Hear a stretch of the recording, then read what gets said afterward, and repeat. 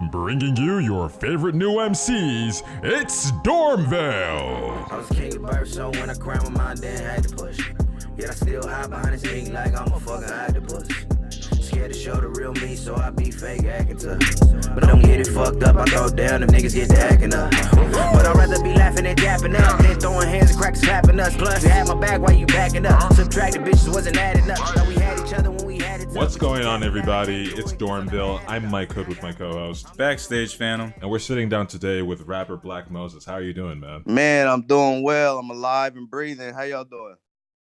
Good. Yo, for those of you who don't know, Blvck Moses is out of Sacramento, California, bro. He's worked with artists like Keek the Sneak, bro. He's worked with Mozzie. He's been shouted out by Chuck D's. So what that means is, bro, y'all niggas listening sleep like shit and not on y'all grind like this man right here. Man, I've been grinding. Yes, sir. Yeah, Bro. I'm getting there. I'm getting a little bit. They know that they starting to wake up a little bit. Yo, to jump into the interview, recently you posted about your little baby challenge. Yes, sir. Tell us about that. Walk us through like deciding to pick a song to do a challenge. Was it just like this is promo, or is it like this is gonna be the song that like blows up? Okay, so with the little baby challenge, shout out AD, Mr. Juice Man. He came through and helped me lace the track. So once we had already finished the track, it was just a banger. It was a banger, and I wanted to see people dance, not only just twerk, you feel me? Because I know a lot of people right now think it's just a twerking challenge, but it's not a twerking challenge. It's any kind of dancing challenge. So that's how it all just began. I just heard the song.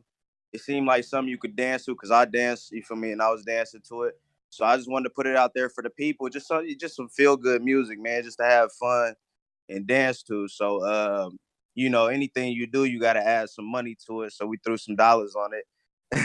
And the ones that mainly responding to it right now is the twerkers because they money hungry. So I respect that. I ain't even mad. But yeah, definitely trying to get everybody involved. It don't just have to be girls, you feel me, shaking that thing. It could be anybody doing crip walking, moonwalking. I don't give a damn what you're doing, just as long as you do it better than everybody else. Yo, how long are you running that challenge for? It ends April 12th. So yeah, time's coming short right now. As soon as April 12th is over, the 13th, me and a couple of homeboys gonna judge the all the dances live on Instagram Live. So we by the 12th, that's it. Shuts down. Yo, and then jumping like straight into the music, you had your project come out this week, or not this week, this year. And some of the songs that you had on there, like that shit slap, bro. Like, I cause appreciate like it. the other day I was just like, I listened to your shit like mostly in the car. Yeah, And Can't Talk About It was like one of those songs like when I'm just kind of like man. by myself, like I'd like go drop somebody off type shit driving back at night, and I'm just kind of like, yeah, nigga, I can't, like, it's like that. You got something in you, but you can't express it because you're like, nah, y'all niggas y'all ain't hip to what I'm hip to. Like, I don't really know if I could, like say, like, you don't feel like you could say certain things, Yeah, that's a big one, man. That's just a big one. That's a big from Sacramento. I'm from Sacramento, so that's a big no period. Just talking too much, telling too much of your business. Just saying too much to your enemies. Like people can learn your flaws, people can learn your weaknesses just by talking too much. And sometimes, you feel me, when I was writing that track, sometimes keeping that all inside though sucks because you can't tell nobody. So you deal with the depression that comes with it. You feel me? Because you can't tell it to nobody. A lot of shit that I done seen, I can't tell to nobody. So I mean, I like that track too. That's one of my favorites. Yo, and then like later on in the album, you have a bar and you say, "Can't afford therapy, so we become weed heads." Yeah, and, yeah. like, that shit, like it reminds me of a bar by Blvck Moses when he's like, "They have no trauma centers where we have the most trauma," and he was just talking about his neighborhood in general, and I'm just like, what's it like for you just to kind of be like, damn, like there's nobody out here for me. I gotta like go be codependent on like this, that, and the third. Man, yeah. So that, like I said, that's a cold situation. Just growing up in the hood, period, and seeing all the shit you see, like domestic violence, drugs, all the stuff that you see coming out the hood, and then not being able to tell that to nobody. And just having to keep that inside yourself, obviously that's gonna build a lot of like that's why we deal with a lot of depression and anxiety and stress. And that's why we learn to develop self-hate and a lot of the shit that we go through. It's because you can't get it off your chest, man. Everybody else can go to a therapist, a psychologist, and they'll vent and you know and be well. Us, we keep it on our chest. That's why we got so much anger built up because of it. And then our only out, you feel me, is drugs. That's the only Right. way we can really relieve our stress is by rolling a blunt or drinking a bottle, you know, or it elevates. We get higher and higher. So whatever takes away that pain, because we ain't, like I said, we from the hood. We don't go to therapy. Do you think that that's like I don't want to say like a gorilla mentality because it's like especially like with men like black men like Hispanic like men that live the lifestyle, it's just kind of like seen as weak or soft or like you little punk if you go and you go talk to your lady or you go talk to your homie, be like, damn bro, like I'm really feeling this shit. Like, do you think that like that mentality kind of tacks on to like the problems that we see? I do to a certain extent. I do. But cause I mean, don't get me wrong, I talk to my girl all the time. When shit bothering me, Right, right, I'm right. venting to my girl. I ain't got no. See, the thing about me, I'm not trying to be a gangster though. I don't want to have a gangster mentality because I know what happened to tough guys in the hood. You feel me? They locked up or dead. So I don't. That's Right. why I do a lot of comedy on side of this rap stuff because I don't want to portray myself as no gangster. I ain't throwing up no signs, none of that. But like back to the point is I do think a lot of people think they have to be tough. Like, you know, I mean, men in general, though, we grow up where you got to suck up the pain. You can't cry. You go crying like pops or whoever around gonna get on you. You man Right. up. We always told man up, man up. You feel me? So I think that's part of the problem too. Is like we don't know how to deal with our emotions. Like especially as men. As men, you suck it up, man up, and keep fighting, keep doing that thing. You feel me? And then in the end, when we do explode, either in a fight or arguments, we always take shit too far. But yeah, I definitely think it's because we let it build up because of the tough guy image. Yo, I mean, like with that, to me, like it throws me back to like I don't even know what semester I had this class, but I had when I took like sociology or something like that. Mhm. But I should know what classes I'm in, but you know it's fine. When I was in, I swear it was my sociology class, but we looked at suicide rates between men and women, and so like it went up, it would go up until you hit your probably like mid-20s, early 30s. Women would plateau, but men kept going up, and then it would start going up whenever women hit like their 40s, going like whenever menopause and all that Yeah. stuff hits, and then it would plateau again for them around like the 50s and 60s, and then but for men it just kept going up and going Damn. up, and so it's men have like that like there's nothing in our life that's like, oh, like this is good, like I'm perfectly satisfied. Like looking at it, it was statistics of like women would plateau whenever they either had kids or had grandchildren, Mm. but men would be like, oh well, I gotta keep providing, I gotta keep providing, I gotta keep providing, I have to keep doing this, like I have to continue to do these things to be the sole breadwinner or be the man, Yeah. right? Because that's the picture that we portrayed for people. And then it goes into like men in retirement homes are more willing to like just kind of like be like, ah, no, fuck it, like I'm like give up on life Damn. and like not decide to like in like embrace into that community Mm. of like old women will sit there and crochet and tell Yeah. stories and do this, that, the third, bro. Like take on new grandkids or kids that they don't even know, and you're For just real. like my granny, bro. Like every time I go to my grandma's house, I'm like, who are you, bro? Like they got new people there every time, and I'm just like, who are you, That was niggas? And then like, but for men, it's like, oh well, I'm retired, so like, fuck, you know what I mean? Yeah. Like we have that mentality of like we gotta be the man, you know what I'm saying, without being like human, without like realizing Yeah. that type of shit. Yeah, But it's like that's cool. for you to be able to like open that up in your music and like you not say you're like in the song you like I can't talk about it, but it's like for somebody like me, I'm like damn, yeah, like he knows, like Yeah, somebody else out there, he knows, like I'm cool, like yeah. hey, we're not having the conversation about what it is because you can't talk about it, Exactly. but like everybody, like to have that like to know somebody's out there feeling the same way, like, you know what, like that makes people feel better. Yeah, that's dope, man. I'm glad you can relate to the song though. That's dope. So how'd you get into music? That's a funny story. So I first started off I was making music, like I was producing for a while. Like I started off, that's what I was doing. I was making beats. And my dad ended up knowing Keek the Sneak. And so Keek would come over all the time. And so one time I was like, Keek, man, let's do something. Let's do something. And Keek wasn't tripping. So he would get on the track with me. And this is back when I had no cadence. I couldn't write a beat to save my life. I was terrible. But he would get on tracks with me. He would get on. So we shot a video and everything. Like Keek was the coolest fucking dude. And that's what started me doing music, was just Keek the Sneak coming over and messing with me. It made me want to get good though. And so that's literally how it started. I was just, Keek the Sneak would come over. He'd just get straight on the mic off of whatever beat I made. He didn't care about nothing, and he just started gassing the track. Yo, how old were you when that started happening? Shit, I was at least I had to say about 18. Yeah, probably about 18 to about 20 is when Keek started coming over and listening to some of my beats and yeah, rapping with me. So you just had that, like, not like entry level, but like that was just kind of like that's a good ass opportunity. Man, bro, it's crazy because you feel Sacramento's so small. It's so small, Right. you feel me? So like my dad pretty much know anybody to somebody. And so Keek ended up becoming like the big bro. He'd come over it was so crazy. He'd come over so much where I didn't even think about asking for autographs or, oh, Keek here, okay, whatever. Like we was just all chilling because he was like part of the family. But anytime it came to music, man, he straight up he would tell me like, man, don't worry about the money. Don't worry about the money. Let's just do something. And he'd come over, he'll record some of his stuff.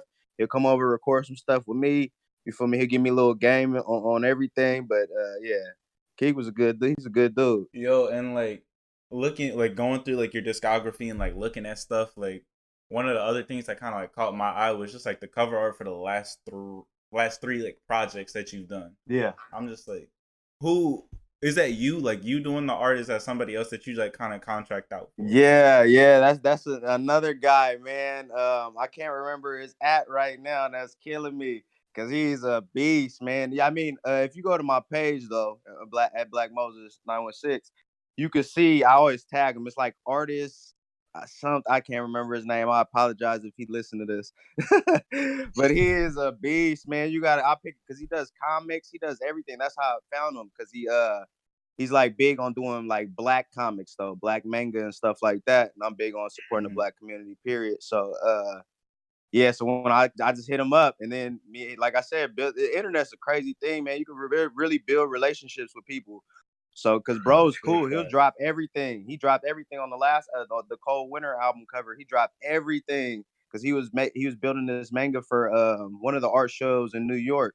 And he stopped doing what he was doing just to make my artwork. Like, but dude's a good guy, man. He's a good guy. But yeah, he's the one doing it. And like and since the cover art is so like anime influenced and stuff like that, are you an anime fan? Like, did you watch a lot of anime and cartoons as a kid? Man, bro, that's all I watch now. It's crazy. That's all. Like, I don't watch no real TV. You would think, I mean, I don't watch no basketball. I watch football, don't get me wrong. But it's like anime and like funny cartoons like Rick and Morty is all I watch. That's it. That's it, man. Yeah, you were talking about the internet being just like a big place and like a big like just network. Like, who else have you networked with just like via the internet? So I've been in the works right now. I don't know if you guys heard of like Stupid Young, the little Asian gangster rapper out here in Long Beach. No, I can't say we're hip to. Okay, yeah. So you search up Stupid Young, man. He's getting big. He's getting big. So I linked up with him. We get working on the track. I work with hit up Savvy the Third.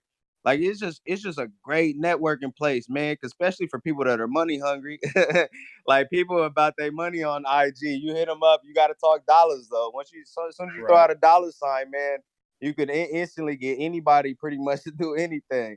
But I built a couple cool relationships with these dudes in Texas too. I did a podcast with them because I had dropped this song with Mozzie called "Gangsters and Mobsters," and I had it put on Baller Alert.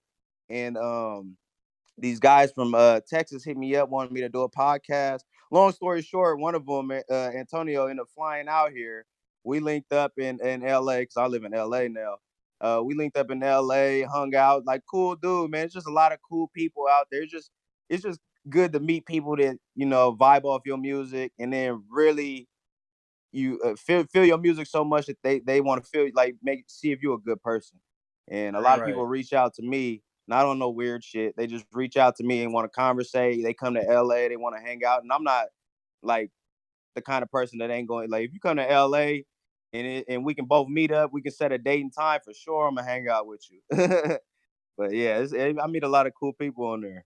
Bro, has there been anybody just that like I mean, like you've obviously met people like via like for work and whatnot, but has there been anybody that's just like when y'all met, y'all were like, oh, like for forever, like this shit about to be like a forever network, like we about to do shit every time possible Yeah. type shit. Honestly, let me see. I don't think I could say. So there's just the only one person I really got a solid connection with is my homie Crazy 8 the Great. Man, y'all gotta look up Brad next. He might have to come on y'all show. This dude, because he's another anime head. So we immediately connected on that. And then he raps too. And he did this crazy joint for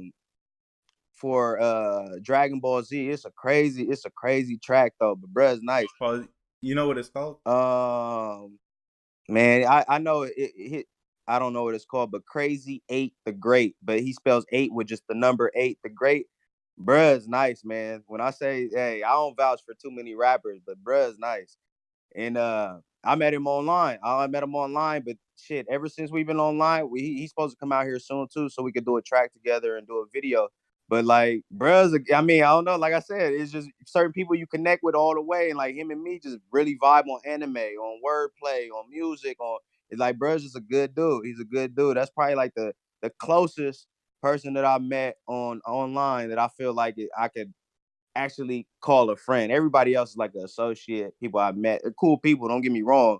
But bro's like he's a solid person. Yo, you think you would ever do? Because like I did this thing when I was I think I was like high school whenever I started doing this. Like I would go through my phone and like flip through songs, and the song title would be like whatever I had to put in the bar.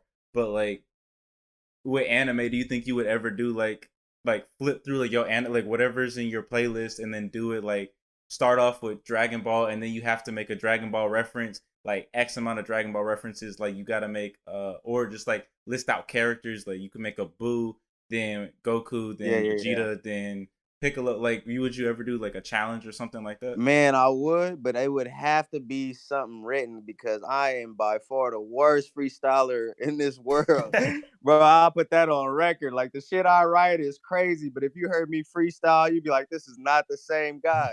This is not the same guy. I'm terrible. Bouncing off of that, like going back to the album, I guess you had they always, and you doing like the females, and they always doing this, and they always talking that shit, and they always like, what's the story? Like, was there just like a day you were just like out doing some shit, or you just kept seeing like females doing like, oh, this nigga ain't shit, like he ain't got no money, like. Bruh, it's so funny on that story. So look, my girl and me. So my girl, hopefully this. So my girl, right? She got this group conversation. You know, women in their group conversations. That's all they do is badmouth somebody, badmouth dudes, badmouth females. They just talk shit. So she tell me the stories. Always tell me the stories, and that's what I was thinking about when I was writing that shit. With all her little friends and all this shit talking they be doing, but nobody be getting no money. I'm like, man, shut the fuck up, bitch. Shut the fuck up. And that's how that song came about. So you have two companies, Black Entertainment and Capital City Clothing. Yeah. How'd that come to be, making your own label and like your clothing line? Like how'd you get into that line of work?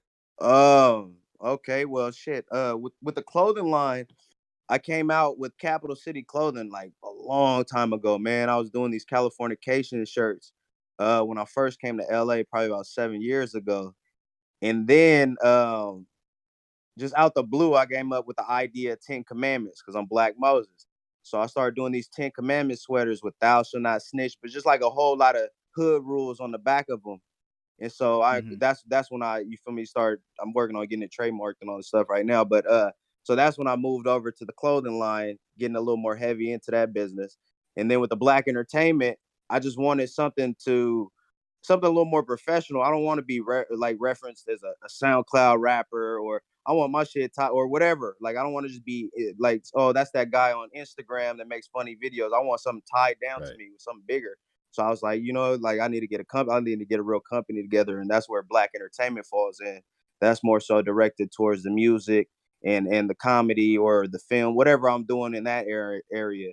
And then the Capital City Clothing, yeah, that's taking over the Ten Commandments. Yo, with your label, or not label, but like your company, do you like do you want to sign like rappers or comedians, or is it simply just like you are the sole person that needs to work for that? No, no, no, no, no. Yeah, I'm that's where I'm at. This probably honestly like my last year touching the music. Right now I'm going to school for like business management. So that's what I plan on doing. Honestly, is just helping a lot of these struggling artists out.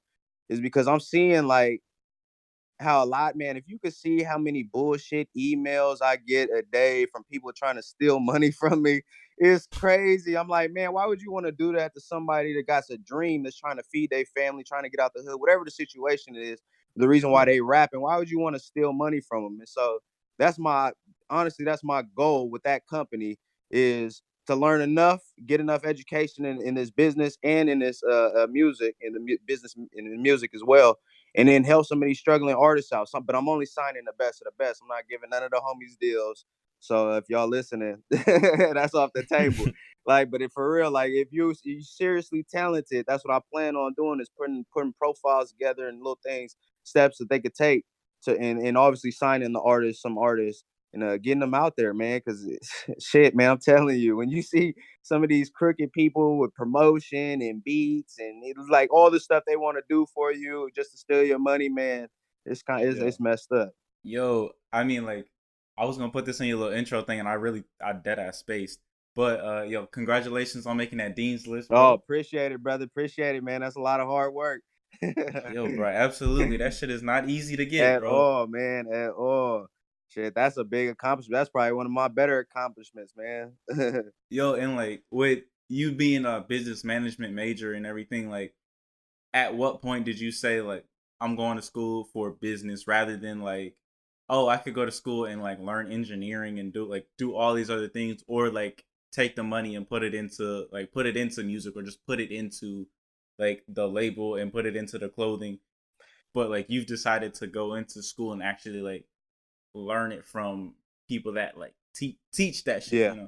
Yeah. So, bro, it's a crazy story. So, the whole reason why I even got into school, because I wanted to prove to myself that if I didn't grow up under the circumstances that I grew up under, that I could have went to any college. Because I didn't go to college straight out of high school. I had to go straight to work, help mom pay the bill.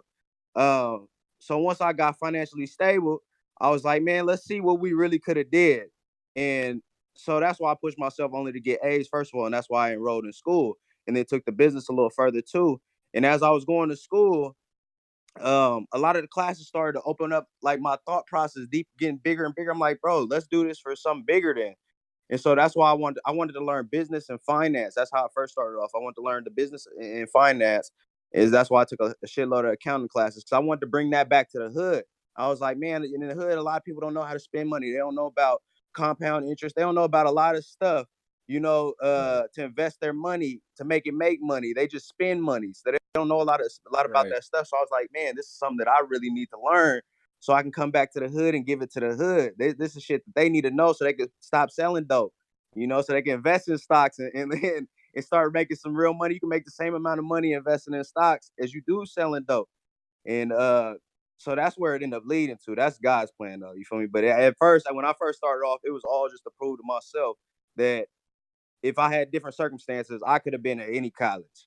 Yo, and with that, do you like, obviously like you think school is a good thing? We've talked to people that are like, yeah, nah, fuck school, like that's not me. But like, yo, obviously like we're both in school, Yeah. shit. We kind of need Look, that. I talked to him earlier. I was like, bro, I don't know what the fuck I'd be doing if I like, because I look at all the people that I know that just like were like, yeah, no, school's not for me. And then I look at them like, bro, like y'all doing the same shit y'all were doing in high school, bro. Like Man, nothing, like not a man, damn thing. I'm like, I'm in school and I'm doing the show and I'm working on other projects. You know what exactly. I'm saying? It's just kind of like, What y'all niggas doing, bro? Man, Yeah. for real. And bro, I want you to finish your the spray paint because like Mike's working on this spray painting thing of Queen Elizabeth with like David Bowie. Yeah, with the Okay. David Bowie Yeah. lightning bolt over her eye. That's dope. Bro, and I'm just like that's some shit you wouldn't do if you were just like at home. Yeah, Like Exactly. never. that's not some shit you would just do if you were just like at the house like, oh, I'm gonna spray paint Queen Elizabeth on some glass and make Yeah. a 3D effect to it. Like I'm like, that shit look cool as hell, bro. Like Appreciate it. Not at all. Yeah. but like with you being in school, like how much time do you think like you put time into school and then you put time into music and then you put time into all these other things and then you put time obviously into your girl and personal life, but like how do you allot time with all of that?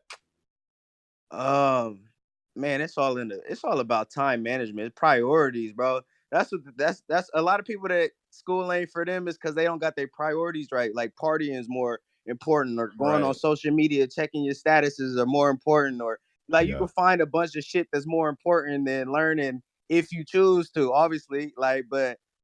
Like, man, since I've been in school, like I've learned shit that honestly, I didn't even like reading before I went back to school.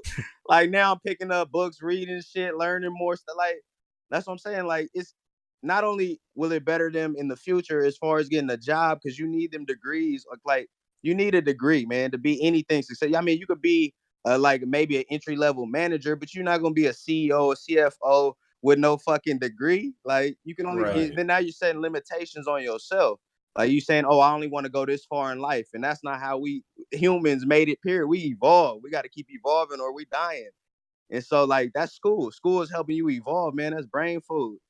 And it's like I said, it's all about time management. What's important to you? Is evolving important to you, or DMing these little ratchet bras on IG important to you, or going to the club and getting drunk and you feel me trying to fuck? Like it's just whatever's important to you. Um, but I mean, shit, to me, school for sure is worth it. It's worth it. I mean, when you can handle it, though. Don't get me wrong, because I couldn't handle it when I graduated high school. That's why I didn't go directly to school, because I didn't have the finances for it.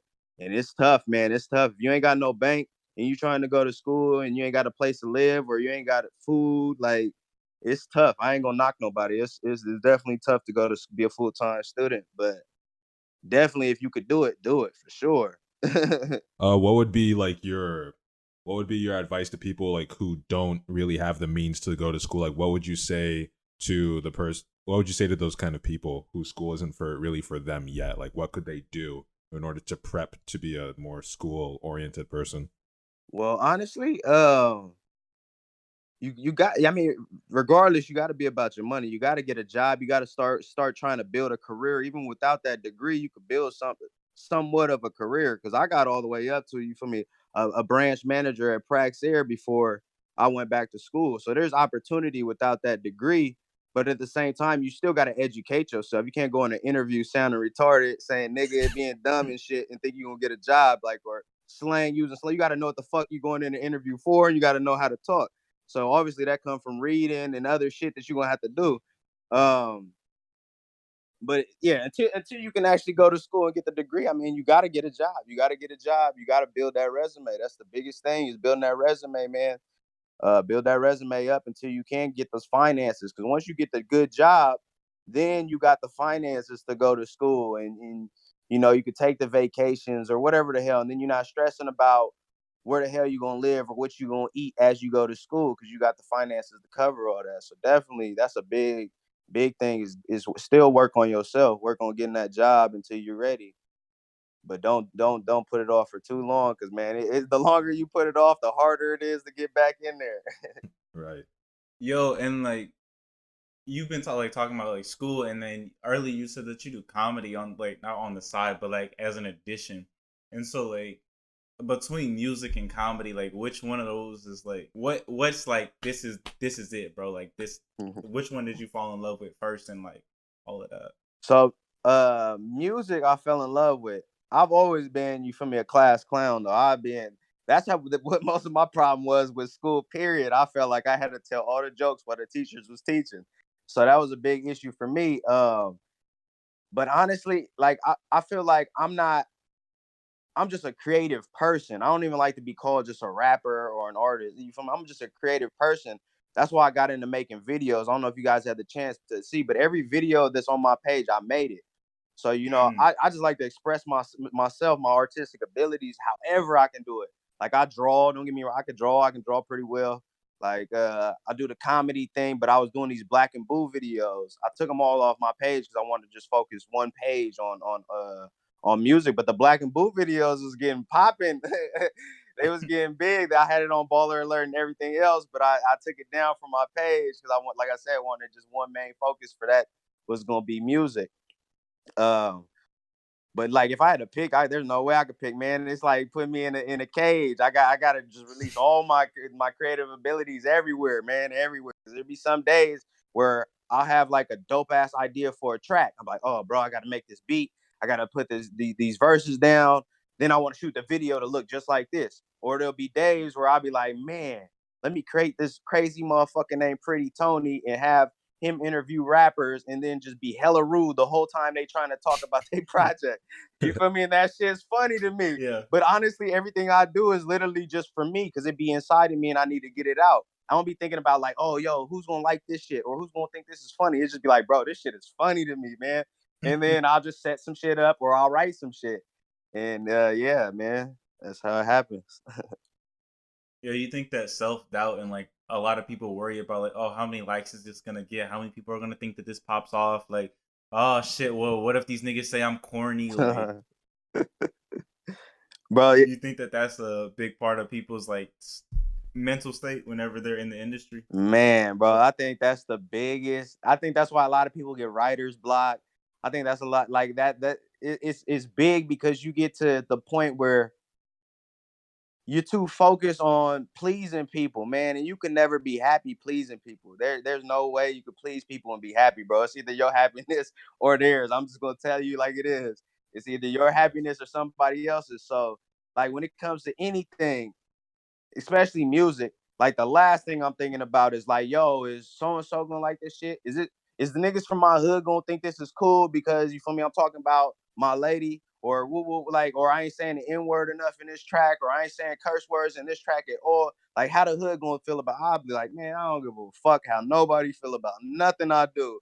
I go on this motherfucker, like when I do my comedy videos, it literally be me interviewing myself, but I have like a wig on, and one I'll be acting like Blvck Moses, the other one I'll be Pretty Tony. And I don't give a shit if my neighbors think I'm crazy when they see me switching seats and putting the wig on. I don't give a fuck if my girl outside the room think I'm crazy. I just do it for me. Period. Period. It's just for me. It's for my entertainment. And then, like, I feel like because it's so authentic, people relate to it. They like it. They like that I don't give a fuck about nothing. They like, cool. He ain't trying to be nobody but Blvck Moses. That's it. He not trying to be so and so or so and so. He just being Blvck Moses. Blvck Moses. He a rapper, but he a fucking goofball.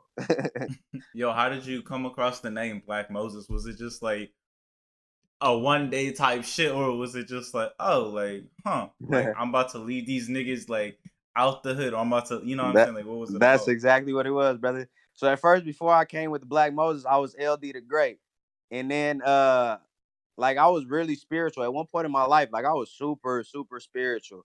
I went through this phase, and I really like felt like Moses was me. You feel me? Because I was from the hood. I'm like, man, I'm from the hood. Like my people was doing bad right now, and God gave me a way out because He was like, I was doing better than a lot of people in my hood.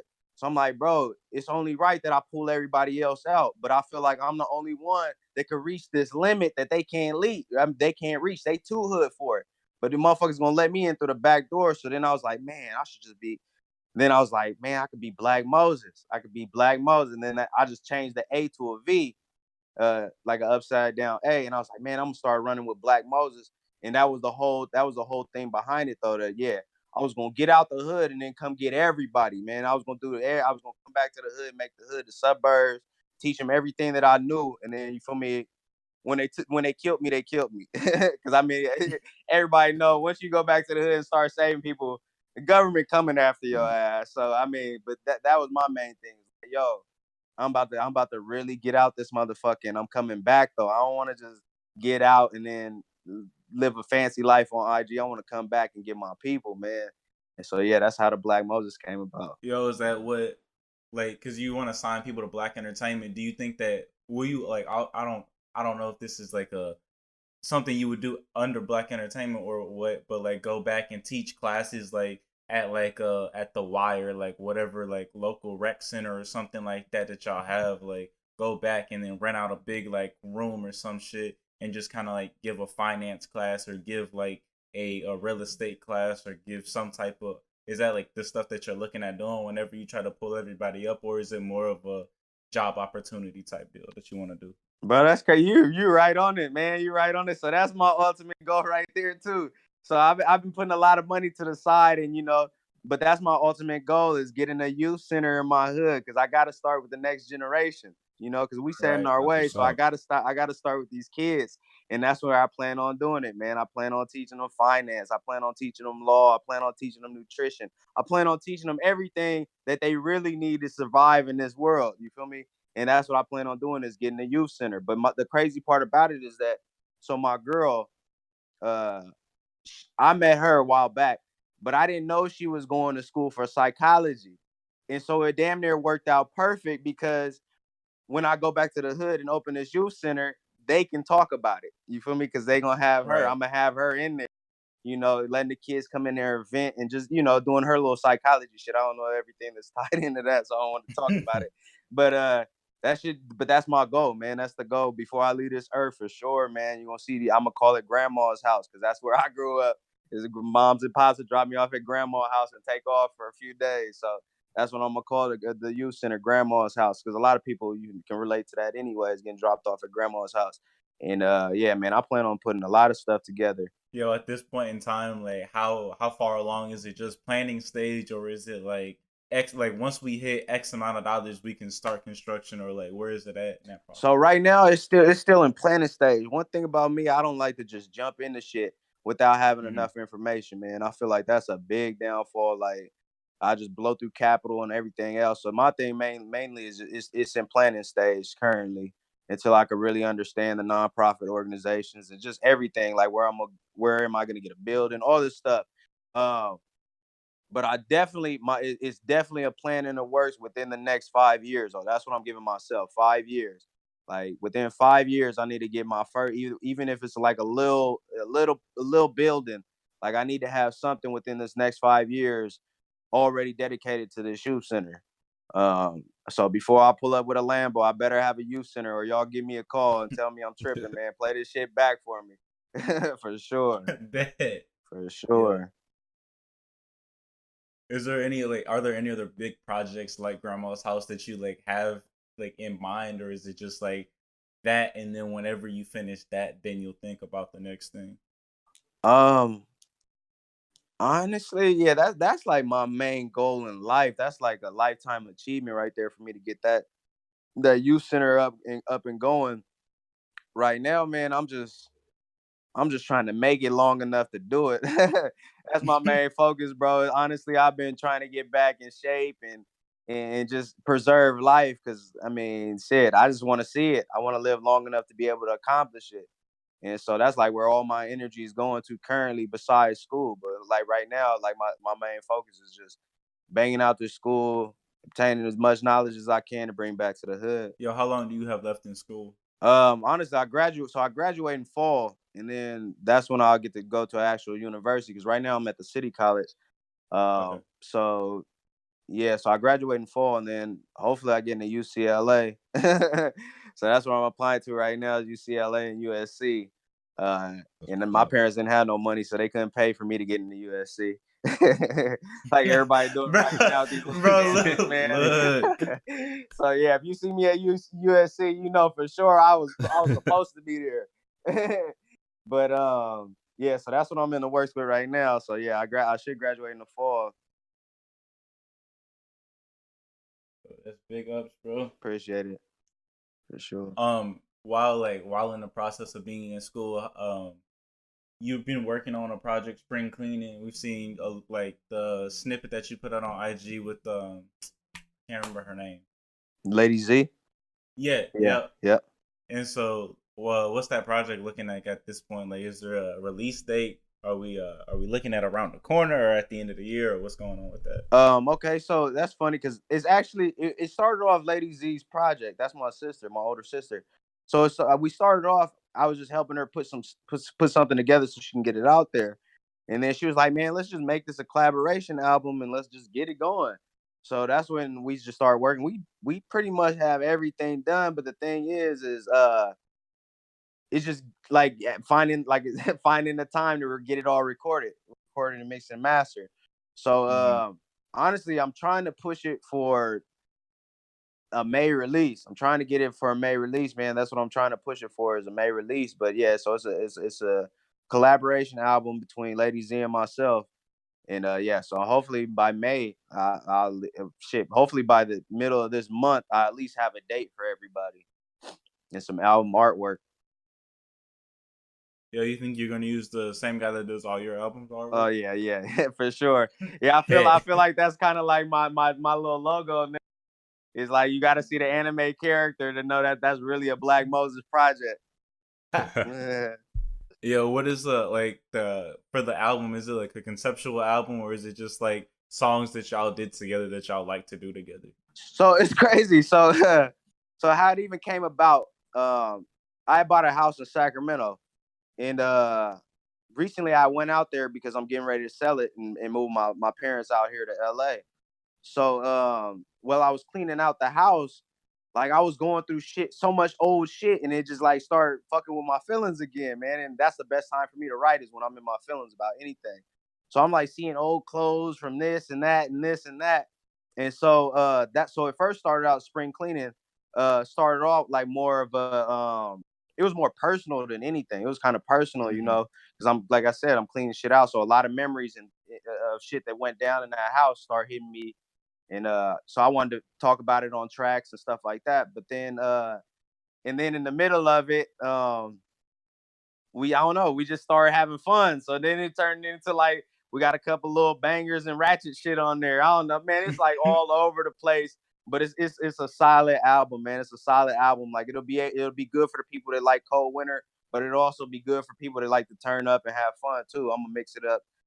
Yeah, put a nice amount of tracks on there for everybody to vibe to, different feelings. What's your mindset going into making a new song? So my mindset, honestly, it's so crazy nowadays.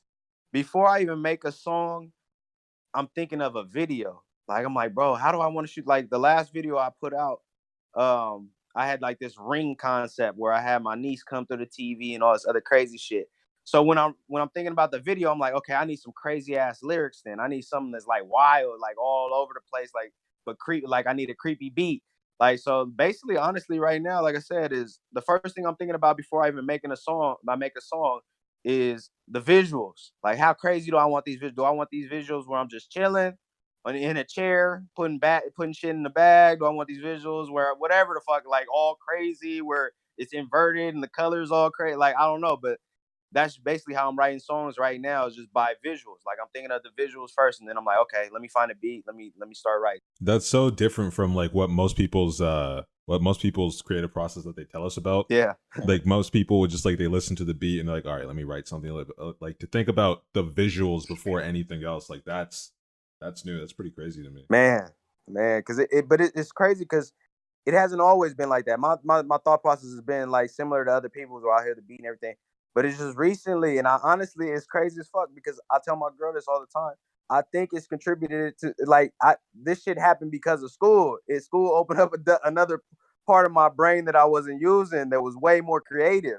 Because I'm telling you, before I do anything, I'm just thinking of these crazy fucking videos in my head. Like, oh, I want to shoot a video where I'm in the car with Tupac and Big and Nip. You feel me? And we're driving to heaven. That was like my next concept for another video. And then I'm like, okay, well, shit, I need to write some shit that I could talk about with all them in it.